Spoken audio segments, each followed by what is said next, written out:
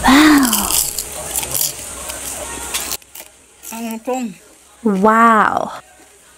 Sarap. Yummy! Kain pa tayo. Sarap. Fish and chips, isa yan sa mga paborito namin. Kaya ngayong araw nito, tayo ay magluluto ng aming paborito, fish and chips. Woo! Simpleng-simple lang ang ginagawa ko. And for the coating, ito lamang ang ginagamit ko.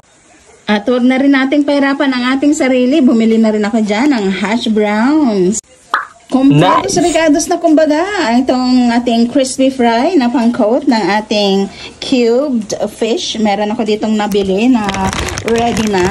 Tara, simulan na natin ang ating masarap at masayang pagluluto ngayong tanghalian.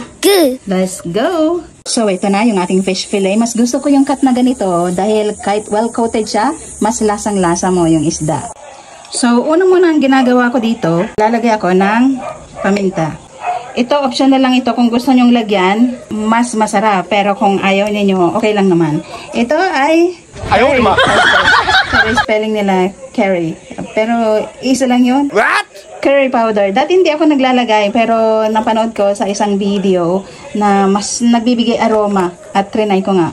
And from then, nagustuhan ko. Mas masarap siya, mas mabango. So, ilalagay lang natin na ganyan yung ating curry powder. At meron tayo ditong lemon. Maglalagay lang tayo ng konting drops. And then, i-mix-mixin lang natin mabuti sa ating fish fillet. Ayan, ang ganda pati ng color ng ating isda pag meron siyang curry powder. Hindi na ako nagdadagdag o naglalagay dyan ng asin because maalat na yung ating breading mix. Lalagay na rin tayo dito ng eggs. Tapos, i-mix-mix mo lang ng ganyan sa ating mga isda. Yan. Ang sarap nito. Sobra. Yummy! Naglagay din ako dito ng konting breadcrumbs. Yan. I-mix-mix mo lang na ganyan. At mamaya, for the final coating, eto na. Yung ating breading mix.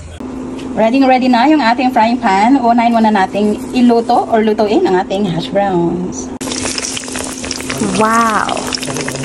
Ilagay natin sa paper towel para mawala yung excess oils.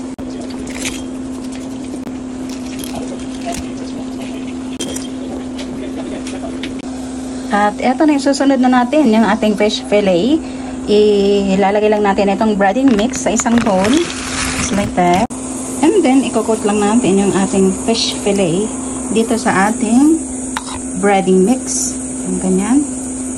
Ganun lang ang gawin mo din sa iba. I-coat mo lang ng mabuti. Nice! On the same pan, atin ang lulutuin ang ating fish fillet. Ayan. Sarap niya.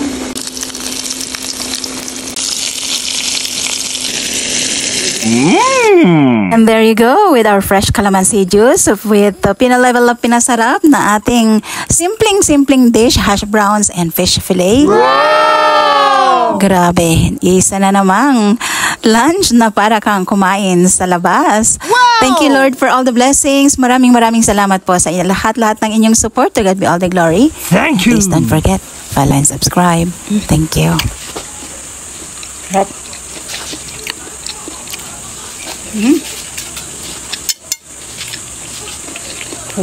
Sarap. Sarap. Yummy! Kain pa tayo.